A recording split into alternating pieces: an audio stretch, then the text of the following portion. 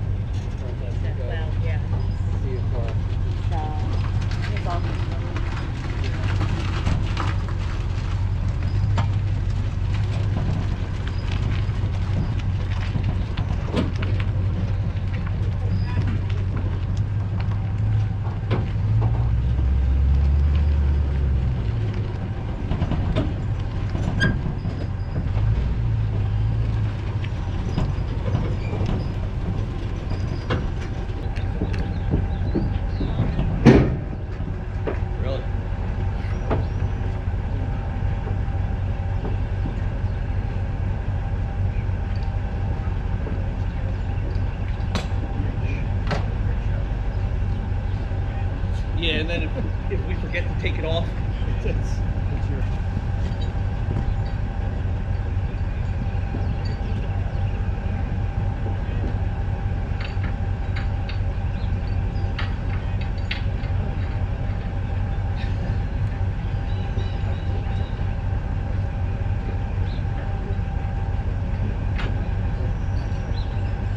You know what? Brought one of the Rausch here, so I left it there.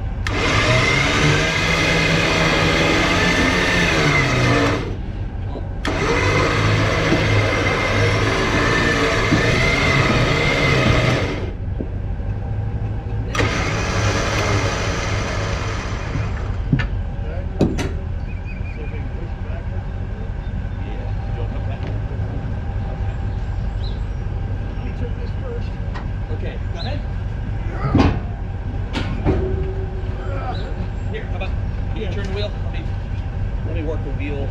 You can turn the steering. I was going to say, we went against the rain. Yep.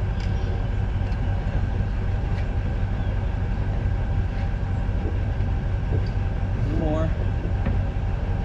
Okay. Right there.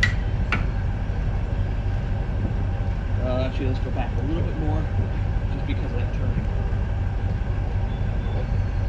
Right there. Okay. You got that? One more time. Yeah. Well, I'm sure we will.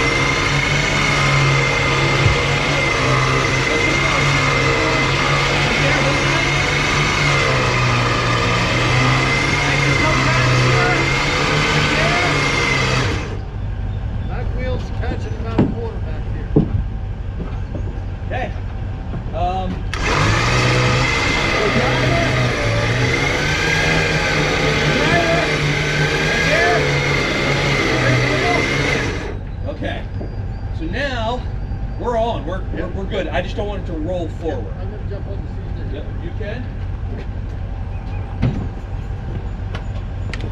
Let me know when you're good. Yep, keep it just like that. Keep it a little driver.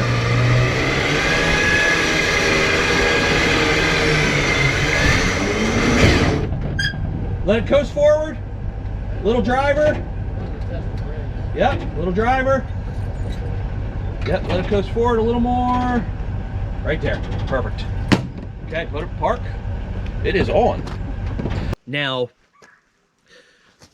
I haven't had this Jeep in literally almost 20 years. That's how long I've been without this Jeep. But a friend had it, and he hasn't driven it much. It was last inspected 12 years ago. That was the last time it was inspected, so it hasn't been driven much. It has fell into disrepair. The frame's bad, the body's bad.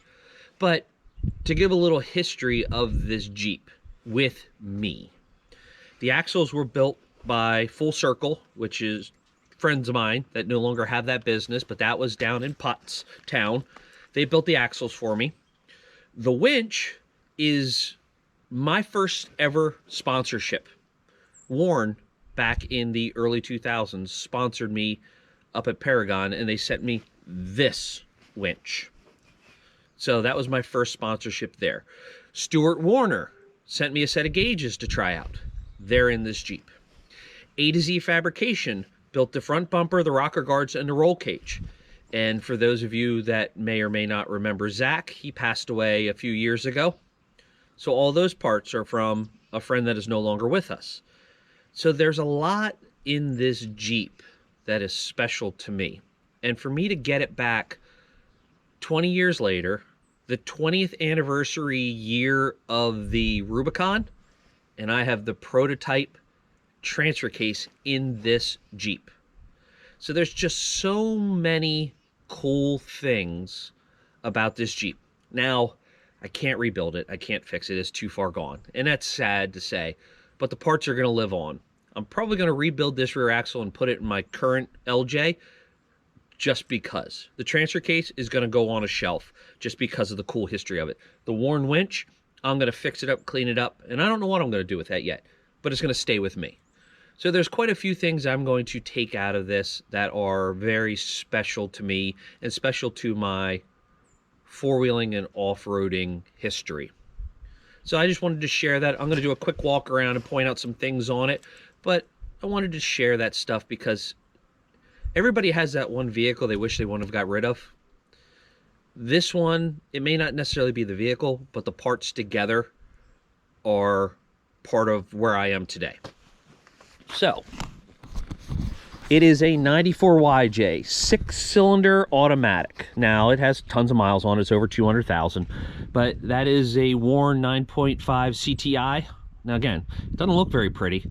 But you figure that sucker, I got that 23, 22 years ago. Still works. Wagoneer front 44 that had the knuckles cut off and rotated up so it has a better pinion angle and better caster. I did the U-bolt flip kits for better clearance, converted to 5 on 5.5 with Bronco outers to do that with the Bronco hubs. As you see, the body is not in the greatest shape, but A to Z rocker guards, early A to Z rocker guards that don't have the plate in the middle that say A to Z fabrication. These Toyo tires were actually part of a sponsorship when I was at Paragon also. The rear axle, you can see some of the frame issues. Now this is a early Sahara also with the brown color, but there's the Dana 60 I had built for it.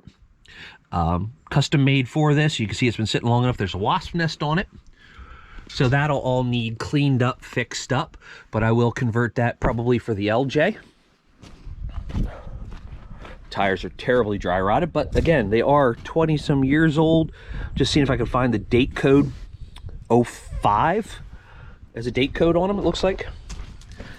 But there is the prototype transfer case. Now, when I pull that out, I'm going to clean it up. Looks like it's leaking. Looks like it's been pretty gunked up for years. So I'm going to clean it up. I will pressure wash it and it's going to sit on the shelf. But there's the Dana 60, you know, very short drive shaft. So nothing really all that special under here.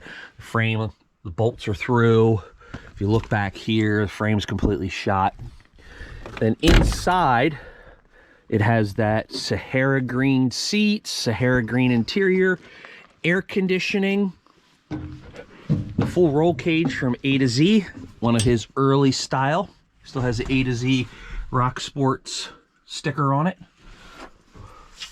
My Stewart Warner gauges that I had put in, trans temp, air, the locker switches, all this stuff I had built in this Jeep a long time ago. And I actually found in here stickers from Sticky Lee from September of 06 that I had made for this Jeep.